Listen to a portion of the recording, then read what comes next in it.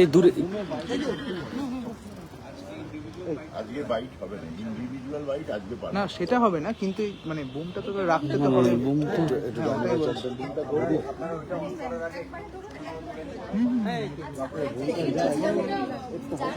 কটা আছে কটা বুম আছে বলো? দুটো আছে।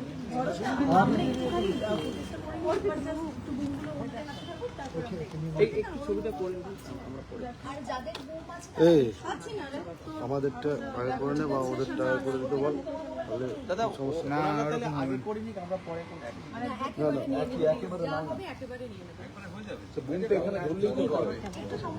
একদম ঢুকে গিয়ে ধরে না না রিকোয়েস্ট করে রাখি, এটা শেষ হয়ে একজনই বলবেন, বুমাতাই বলবেন না, আর কাউকে দয়া করে কাউকে ব্যক্তিগতভাবে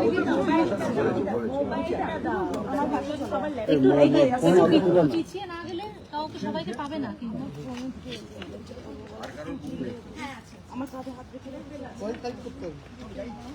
এদের সামনে এগুলো এরকম। দাদা তুমি ক্যামেরাটা নিয়ে স্লিপারে মাথা ঢুকিয়ে দিচ্ছেন, ফোনটা অত তুললে হবে কি করে?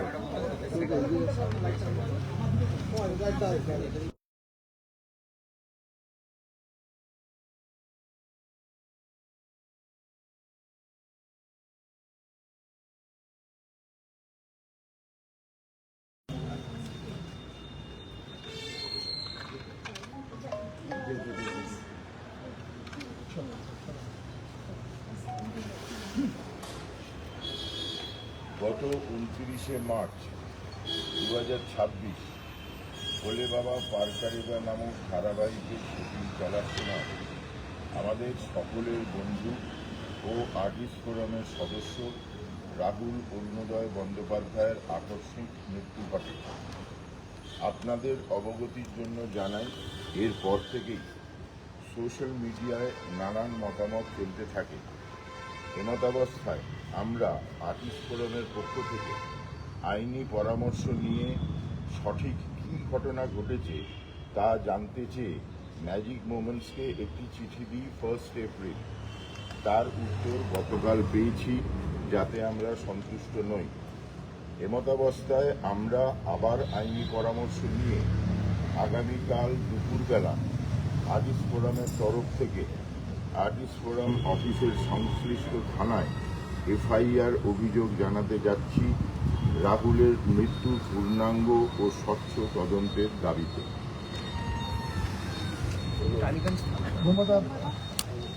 আমার আলাদা করে কিছু বলার নেই আসলে। আমার আলাদা করে মোহাম্মদ এদিকে একটু, এদিকে দাদা বলতে দিন, সবাই কথা বলবেন।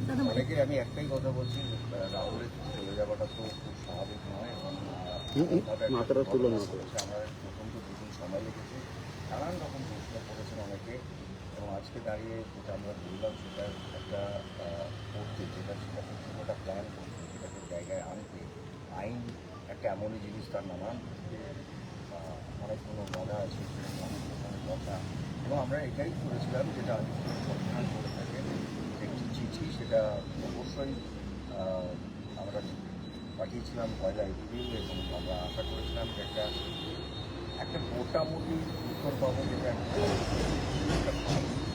যে কারণে সেটা আপনি বললেন একটু আগে, কালকে আমরা একটা এফআইআর ফাইল করবো, এবং সেটার টাইমটা এক্স্যাক্টলি আমরা বলতে পারছি না, হয়তো দুপুরবেলা থেকে সেটা আফটার দুটোর পরে আমরা করছি। এবং এইটুকুই বলা, কারণ আমি বারবার একটাই কথা বলি যে চলে গেছেন তাকে ফেরানো যাবে না।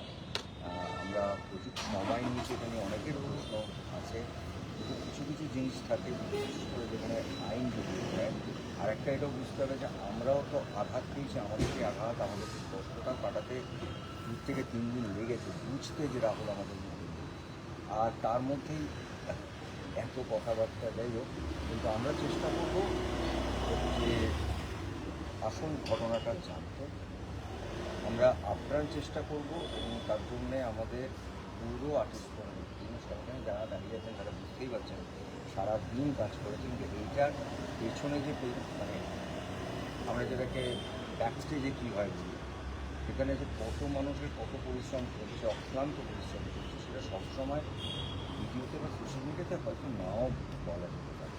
আমার একটাই অনুরোধ, যারা যারা রাজনীতি ভালোবাসেন তারা একটা জিনিস চান যে ওর মৃত্যুটা এবং তার সঙ্গে সত্যি কথাটা যেটা আপনারাও কভার করছেন সেটা যেন মানুষের সামনে তুলে ধরা হয়, যাতে ছেলেটা বড় হলে তা জানে যে আমার বাবা চলে গেলেন এই থাকবে, এইটুকুই আমাদের কিছু না। ম্যাডাম, শিলিগুড়ির নিরাপত্তা নিয়ে একটা প্রশ্ন আসছে, সুরক্ষা নিয়ে একটা প্রশ্ন আসছে। আট নামই বলেছে আজকে এইটুকু। দাদা, অনেকটা রাত্রিরে আমরা যেতে পাঠিয়েছি, কিন্তু কিছু করার ছিল না। বললাম না, মোটামুটি দুটোর পরেই রিজেন্ট পার্ট। সেটা দরকার সকালে একবার জানিয়ে দেবো। দাদা, আরেকটা প্রশ্ন ছিল, দাদা দ্রুত মিছিল হচ্ছে কালকে। এগুলো নিয়ে আমাদের কোনো মন্তব্য না।